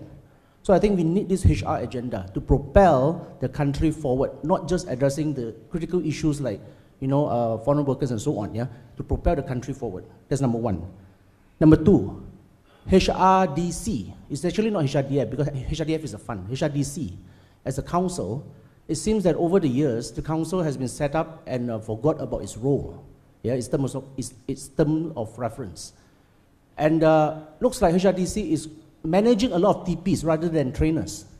Please bear in mind, those who started training in the mid-90s, those people, those marketing people, they move out and become TPs. I mean, with due respect to training providers. So HRDF seems to be regulating training providers, not trainers. Because we're talking about the quality of trainers, yeah? So that is my number 2 issue. And the third and last, of course, I think HR is a very big topic. Now we move into human capital, and we should not only look at HR for Malaysians, but also, YB Kula, if I may say this, also look at HR standard for the government people, not just the task force. So with that, thank you very much, and everybody is asking YB for your help on this and that. I would like to end with offering my help pro bono, and to prevent conflict of interest, I will shut my business to save and unleash the true Malaysian power, which we have not done so long. Thank you. Okay, thank you. Before we proceed to the next questions, just for your information, there will be another 10 more minutes for Q&A session. Yeah. So the next question, I would like to invite, the lady at the back. Please introduce yourself. Thank you. Thank you very much. I'm Mona Sanaya, and I represent the Graduate School of University Utara Malaysia and also the UPM Education and Training Unit. I have 2 very short questions. Why is it for the town hall today, invitations were only sent out on the 2nd of June, and it only goes out to 1 particular email, and that person was off sick. And when we replied, we were told that registration is closed to only 500 people. So I'm here uninvited. I gate crashed, because I felt I have a right, because we pay as a training provider, although we are universities. And my second question is, when we buy tender, it says one thing. When we come to the presentation, it says another thing. And also your officials tell us you cannot take photographs of your presentation, nor can you record. And it's totally 2 different tender requirements. It happened for the SMDP 1 2018. And actually, my dean has actually written a letter to your head of SME, and it'll be coming out to you tomorrow. And it'll also be copied to Yang Berhormat. So I would like to know why. Why there's such disparity, which shouldn't be, because HR should be an organization of openness, collaboration, and communicative. Okay, for the tender process, we have decided to have a pre-tender briefing before you buy the tender now these days. You should be able to record it. There's no such thing, prohibition from people. I will talk to my staff. We will stop. If at all a staff comes and tell you that they cannot record or you cannot take pictures, I think it's a bit nonsense for me. You should be able to record it and do it. I think I will instruct the staffs to do that. So the pre-tender briefing is because a lot of people come and complain that when I buy the tender, then only I know what is it about. So we're going to have a pre-tender briefing. After that, you can buy the document if you think that you want to participate. But again, we will relook at the process and see whether it is relevant or not. Once we discuss, we will come back to you on that. Times we were told not to take photographs. And there was a disparity also in the presentation and in what was in the tender document, which is not acceptable at all. Okay, can you give me the staff's name? I will look into it, definitely. I think he's standing here, and Miss Sasikala was also at the presentation. And it was on the 16th of January. I was there with a colleague, and there are many trainers here who were also there who had to change the main criteria because there was such a disparity, and you are costing us money, and we are a public university, and we want to do a good job. Okay. Okay? Thank you. Thank you. Thank you. Still, mic number 2, sir. Can you proceed? Yeah. I have 2 questions. Number 1, training provider, Ikan Bilis versus JAWS. Why are we putting them together? I think there are many GLCs, technical school and universities competing with Ikan Bilis. I think we need to be smart enough to segregate these 2 categories. They are big player, and here the small players, many small players who are seated here, they can believe, are very expert in their particular sectors. Many of them have worked 20 years, 30 years, and they are Ikan Bilis. All the money sucked into the big brothers. Why GLC Institute need fund? I think Human Resource Ministry has to decide. Should they go under education or should they come? Some decision must be made. Why are we knocking our head against the wall? This is question 1. Question 2, a lot of money since school leavers, Form 5 school leavers, university graduate employability programs, many years, plus 4.0. Millions and millions of dollars have been given away. Where is the assessment? Success rate, conversion. Can PSMB produce result, outcome oriented? Yeah, I'm terribly disappointed. Simply give money. Yeah, finish. Students still are unemployed. Who's tracking this? Very sad. Many institutions also going through the same scenario. I think Ipoh Barat, I'm Ipoh also, sir. Sungai Siput to Ipoh. So I follow you very closely. So this is very serious. Millions, if you total up billions, sir. Form 5 school leavers, graduates. I don't know why graduates need an employability program, first of all. They are all graduates, Waste time. 6 months they come, they collect the allowance. They never learn.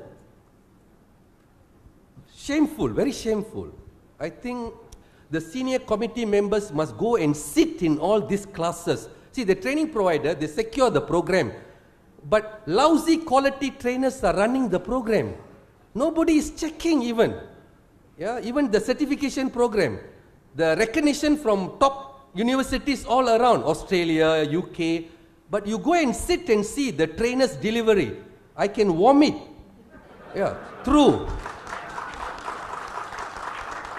These are my 2 assessment. Give us a report. What is the conversion and success rate? Yeah, a lot of money. So 2 questions. Thank you. Okay. Thank you. Our success rate in Generate and Raise program is 85 to 90%. We have all the statistics with us. And payment is given 30% after you run the program, and the 70% of payment is given after you do the placement. So we force the training providers to do the placement before they get the money. So it's around 85%, sir, on our side. Talking about payment and so forth. Let's say many people out there running productivity and quality related program. Grants are given. Get my question correct. You are giving me what answer? A CEO answer. I'm really surprised, but never mind. Now, many consultants grant given for productivity and quality, right? Now, end of the day, manufacturers, have they improved the quality of the product as export increase? You know, please, I'm asking this kind of question. Yeah, the employee competency, yeah, scale up, taken place or not? You know, many measurements need to be put into. So I'm talking about bottom line result. Yeah, like I give you an example. One institute, Institute A, Army Military College. Yeah? One example, maybe you will understand better. Yeah, 500, because in Army, final year is free, right? They go and study. They pursue a program. Sorry, this example is important because it's not, now, sorry, 1,000 students. So can you make it fast? Yes. Thank you. Employability, hardly 50 people do the same job for the course they study. 950 doing something else. So the entire program is a failure in that context. We take note, sir. Take note. Okay, thank you. Ladies and gentlemen, in the interest of time, I can only allow another 3 questions. My apologies. So the next question will come from this gentleman at mic number 3. Go ahead, sir. Kindly introduce yourself. Okay, Shukri, Muhammad Shukri from Well Zone Training Center. I'm doing is commercial diver and underwater welding.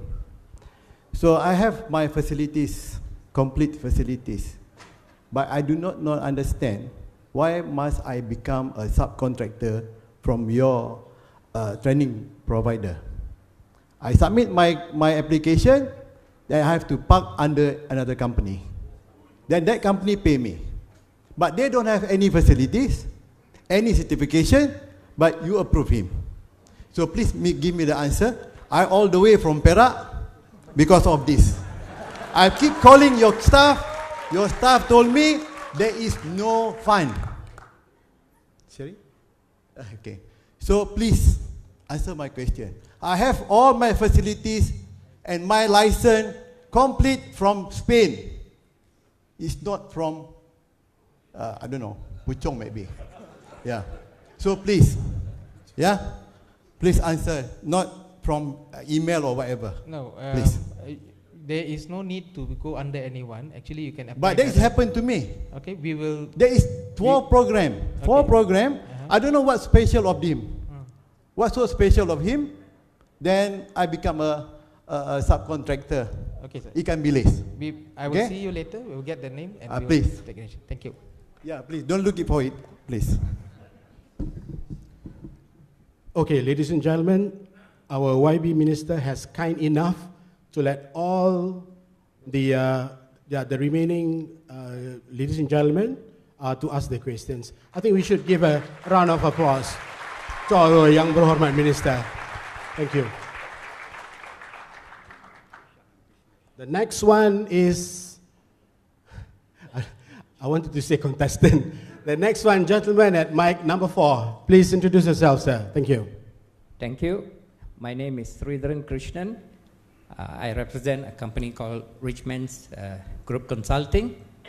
Now, I have a proposal, and I want to see this new government feeling good. I want to make the new government to look good. So my proposal here will be, we have got a group of people who are left out, who are not in the mainstream of the society, where these people did not complete their primary education, secondary education, and nobody is sitting down to help them. So I was thinking, why don't we channel certain part of this HRDF fund to train these people so that they will get some sort of living skills. Now, these funds can come through all these contributors through the employers who are contributing right now, where they can create a program, an angkat or whatsoever, so that particular organization will will look into this and create these people to come back into the mainstream. So with this, I believe that we can eradicate problem of gangsterism, people loafing around at night and what's not. So what I want to see is that how can HRDF play a very major role in the new government's nation building. That's what I feel right now, and I want the new government to do well. So I feel that certain percentage of HRDF should be seen is relevant to the current society and to all these left out youngsters. Thank you very much.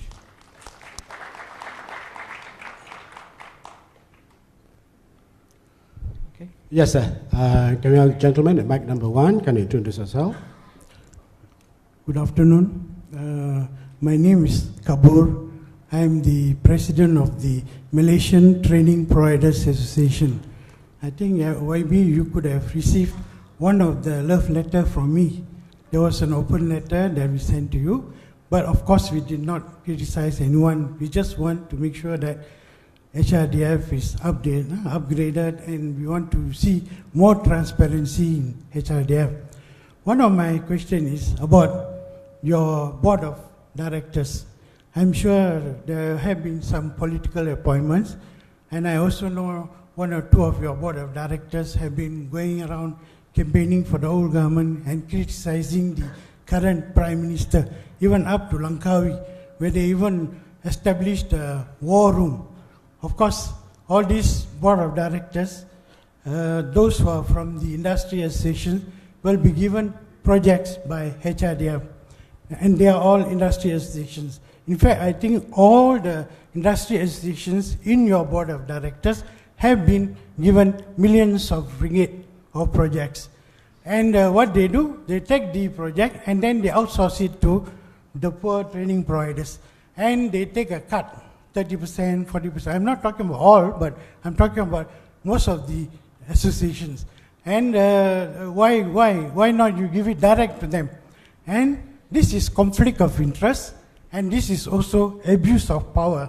So anyone who wants to participate in any tender from the board must resign if they want to go for business. If they want to be in the board, they must be advisory, because after all they are being paid 5,000, I was told, 5,000 ringgit plus for 1 month. So I think they have enough, paid enough, so they should not be competing with the training providers. The same goes to the STC, Senior Sectorial Training Committee. I was told there are 21 of them. And from my own knowledge, I don't see any value in that training committee. What is happening is that some of these STC, they are just securing projects for themselves. I can give you evidence. I know one STC, the chairman got 3 million, and the committee member also got 3 million to run projects under InBase. The other thing is coming back, I think this is a complaint by most of the training providers, is the way that InBase or the 30% levy is being managed.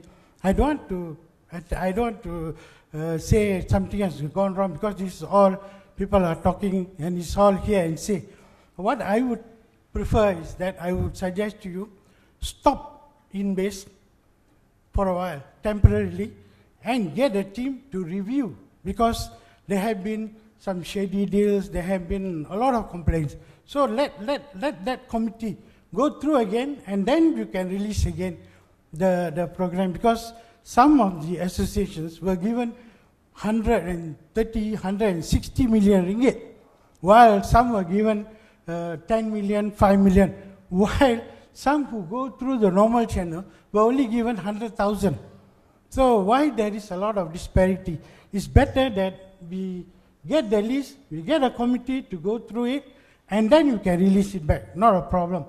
If you want, I also volunteer to be part of the committee, and I'm not going to charge you a cent, not even mileage. I will give it to you free service, because I have a lot of information which I can share, and we can really go through it, and I'm sure all the training providers will be satisfied if we can go through that, because that is one of the biggest complaints from the training providers. Thank you. Thank you. We take note, Dr. Kabo. So can we have the lady at mic number 2 at the back? Can you introduce herself? Hi, my name is Juliana. Juliana Jacinta Malar, and I'm from Allied View Center. All this while, I've been listening everyone complaining, but here, I would like to say how much my training me as a training provider, I've improved myself. I hope YB, you would listen to this too. Basically, previously, I've been a training provider since 2008. Whenever tender is out, I wouldn't know. But now, every time when the tenders are out, an email is sent to each of us. I believe so. Everybody can say no, but I would say yes. Why do they have HRDF website where we can go and check for the tender release? That's one thing I would say. And another thing is that with regards to the Generate program, we are also one of the training providers, sir. And you can come and ask me how much we have done for the student and also the results of the candidates. 100% placement we have done for IT graduates alone. That is one we would like to take out here. And also, being a training provider, ever since we working with HRDF, we made sure that we get our training center being partner with each and every certification that we have. I don't have any questions here, but I would like to tell this to YB Kula. I would like to mention this because all of us been just talking and complaining. That's not the only thing that we have. No, yeah, but still it's a complaint. Okay, thanks, William. Okay, so thank you, that's ma'am. Thank you. So yeah, to the lady at mic number 1, can you introduce yourself? Hi, I'm Jamuna Karmehan, and I've just WhatsApped to my kids that this is the first time in my life that I'm asking a question to a minister. Yeah. I am representing the Ikan Bilis, now pretty much at Tenggiri as I've expanded. So I am coming back to the serious note. I am the Assistant General Secretary of MAPTAC, Malaysian Association Professional Trainers and Coaches. My question here is, can we again have another avenue without you, doesn't matter, but we trainers, Ikan Bilis, Jaws and Tenggiri like me in between, we come together, gather our questions and consolidate the improvement that had happened after the town hall meeting today, and then we will present to you.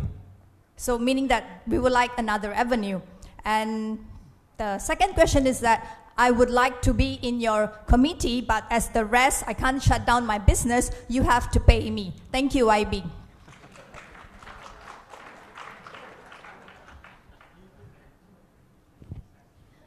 Thank you. And may we have the final question from the gentleman at the back. Can you introduce yourself? Hi, good afternoon, YB, CM, and ladies and gentlemen. I'm JC from Impact IV. I run a training provider company in Johor. Actually, I'm in this industry for 13 years already. Okay, I got 2 questions. One is, I, on behalf of my customers, ask why there is a 30% deduction of their levy. Okay, it was initially launched in 2004. It's called 1M grip. Anything with 1M. A lot of people are not agree on this one. And when you launched 1M that time, 1M grip that time, a lot of customers was not informed and was disagreed and given a lot of feedback to HRDF. And we as a training provider, we called up to HRDF and asked the information. Information was not transferred to all the branches. I asked JB branches, they said, don't know, HQ. When even they run one of the workshop or conference, we attend. I as a training provider registered to the email, I was chased out. Say I was chased out by HRDF members from Johor. Even though I contributed levy monthly, I said, I also as an employer, why you chase me out? Okay, this is one question. This is because no standardized in all the branches and the HQ information was not linked. And for all the 13 years, I feel as a training provider, we are not treated right. Even though we are not employers that contribute a lot of money to HRDF, but we still pay fees to HRDF. We are not treated right. Every time we ask question, you are training provider, wait. Okay, this is first question. Second question, when last time before one NGRIP, government actually launched a lot of grants, like 7 million SME grant, all these things. And we were made known that this grant is from those companies that closed down, those SME that don't utilize and forfeited those grants. So where are the money goes if nowadays? And based on now HRDF got 1 billion fund. Based on 1 billion fund, based on the interest rate that you all put in bank, you got 30 million yearly. Do you take this money and contribute back to employers and training providers instead of running conference collecting money from us? This is the second question. Okay, on the HQ and branches, I agree. Last time we used not to have, now we are building it to streamline it. Now we are having what do you call these branches to be as good as HQs. We are beefing up them. So on the contribution of HRDF, all this money that we forfeit goes into a general account too, and usually we run programs for what do you call industries that we forfeit the money from. So any industries that come in to take the money, it is in our, sorry, yes, on the mic for him, please. On the mic for him. Number 4 is on. Yes, sir, you can speak. Example, and do you have a record and some committee that hold interest on the, control the funding, and is there a report sent out to all the public on those forfeited funds? Yes, right. Definitely there is. We put it in our annual report. It is reported in there. Any special funds that we run, it's reported in our annual report, and all our members get a copy of the annual report. And the annual report is actually in our website. You can download it and you can look at it. So, continuing your question on what does HRDF do with the retained earnings that we get, we plow it back to the industry because we are not agency that's supposed to make profit. So what we do is we plow it back to the industry and we run HRDF operations from the retained earnings. That's what we do. We can provide you more details on this. Our annual report is already there. We will pass it to you and we can give you more details on those kind of things. You haven't answered the first question, why 30%? Because a lot of employers, if you do a town hall for employers, a lot will disagree and reject on the 30%, and why government still go again with the 30% reduction? Okay, the 30% issue is a 3-year-old issue.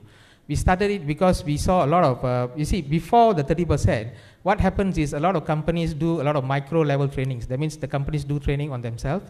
And we saw that the macro level policy trainings cannot be done, number one. Number two, certification programs during this, before the 30% pool fund, certification trainings is less than 1% in the levy system itself. So hence what we did, we suggested to the government, we looked at Singapore, we looked at Taiwan, we looked at Korea, and all the other HRDF funds are actually a pool fund. It is not a company-based fund. Hence, we went back to the government, we recommended at the point of time, we said we wanted to do a 30% pool fund concept where we run only certifications training. That's the thing that we came out, and to run macro level policies. We debated a lot about this. I agree with you. A lot of employees association did not like it. But I'm sure that we will okay, I cannot say that, now the minister has to say that. On HRDF's part, we will continue the 30% pool fund, maybe, but it depends on the minister on the decision. So the pool fund is set up to run training programs which is useful for everyone. Another thing is the pool fund was set up to help SMEs out there. So SMEs out there, they don't have money to run proper programs. So we thought by making this pool fund available, we can encourage more SMEs to do high-level training. That was our this one. And yes, I will definitely come and talk to you We will answer all your questions.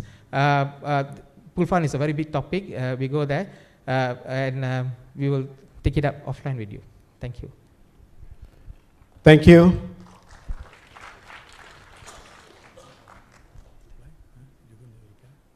I'm sorry, I have to end the session. Hold on. Sorry.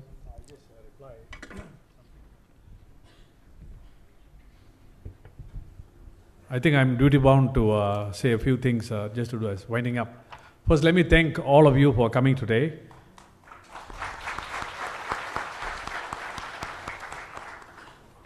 Normally, I only meet people during Charama, this many people. This is a direct intervention. It's something different. I'm a very firm believer of town hall sessions. We have drawbacks. Expectations are very high. Now, let me start off by saying that I can understand the upsetness and the anger by many people. But we should not run away from the basic reason why this particular PSMB has been set up. Let me just put up the objective to be very clear. To encourage employers covered under the Pembangunan Sumber Manusia Berhad Act to retrain and upgrade the skills in their employees, apprentices and trainees in line with their business needs and the development strategy of their country. Basically, this is the core thing they should get involved. Okay, the other things are all secondary. But I can also notice that a lot of people from Perak are very angry. Maybe they're angry with me, but we will take note of whatever you said. I just spoke to the Secretary General. Yes, we will set up an independent mechanism to answer as many questions as possible from people. We will, if possible, even have a committee to meet up with some of you or many of you. I just asked a town hall session to be done. I did not want to get involved in this manner in which who they call, what they call, when they call and all that. I didn't want to get involved because that is for them to do it. But we notice here that as far as people from Alustar have come and they get crushed. In fact, I got a lot of SMS saying that they have not been invited. I said, you please come.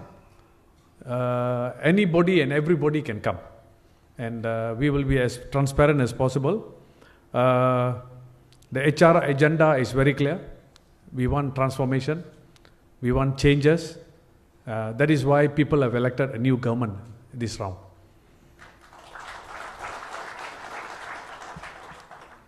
War room, I think it is here now more of a peace room.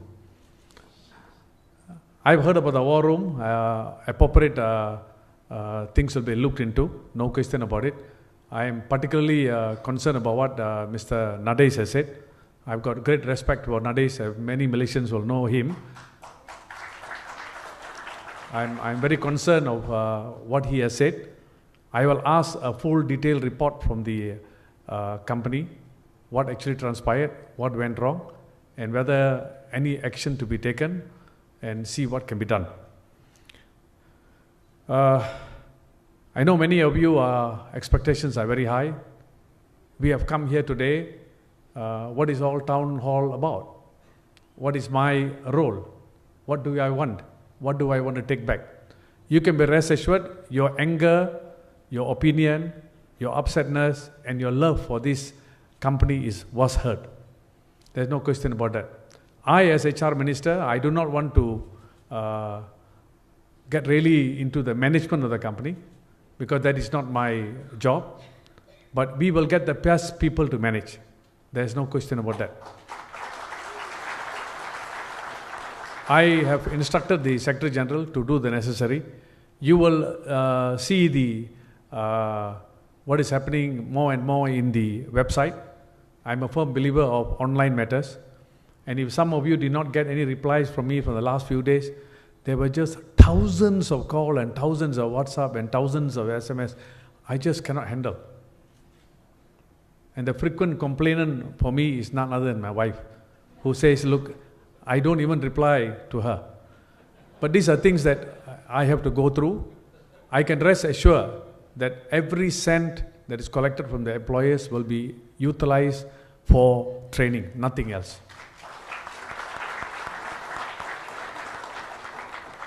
I have ordered the lawyers, ordered the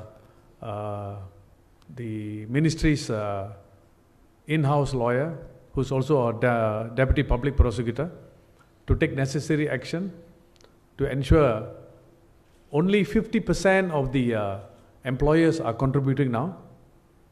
Another 50% are not contributing.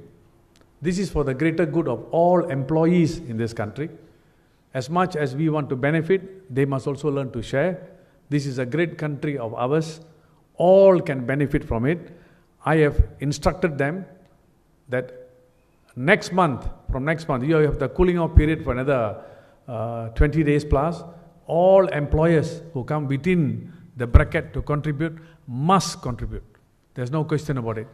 It's not only those who have contributed all this while, for whom we act as trustees, custodians, to act in the best interest of their employees, but the other 50%, necessary action will be taken. I've already told the deputy public prosecutor, which I given to understand, no prosecution has ever been done so far, and he will do it, but the cooling off period has started now, and I've instructed the CEO to write to all those who have defaulted, all those who may have not realized that they have to pay, may not have known that they have to pay, or may know they have to pay but they don't want to pay. This is the law of the country. All of us have to play a part. We will ensure that the other 50% also get involved in this company, and we will do much more for everyone in this country. Finally, my job is not easy, but I enjoy every minute of it. That is why I wanted to be the Human Resource Minister. Normally in any country, nobody actually applies to be a Human Resources Minister. I don't think I've heard any except Kulasekharan himself. This is my forte, I like it. I will do my endeavor, my best. I got a lot of defects. There are much more improvement to be done. I will crisscross the country on issues of labor. Some of my friends earlier have asked about foreign labor and all that. These are the most pressing matters in the country. We had let loose our gates for far too many foreigners to come to this country. We have to train our own people. Malaysians come first. Nobody is more important than each and every one of you.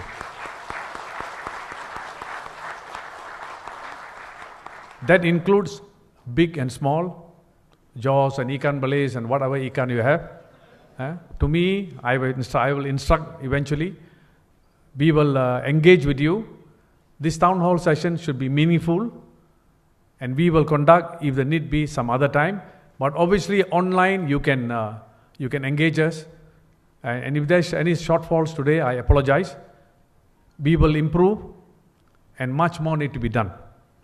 And some of the complaints against the directors, you can be rest assured, you will read in the newspapers very soon. Thank you. Thank you, Yang Berhormat. Ladies and gentlemen, with that we have come to the end of the town hall session.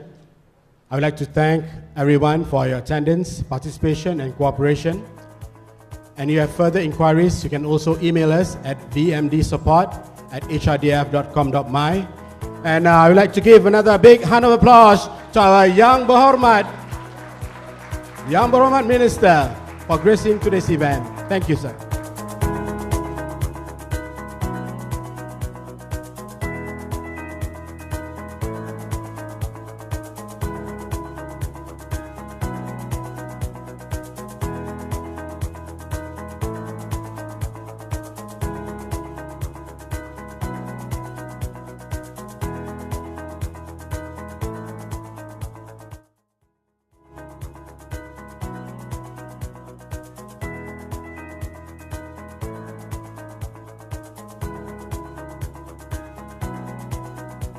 Can we have a group photo?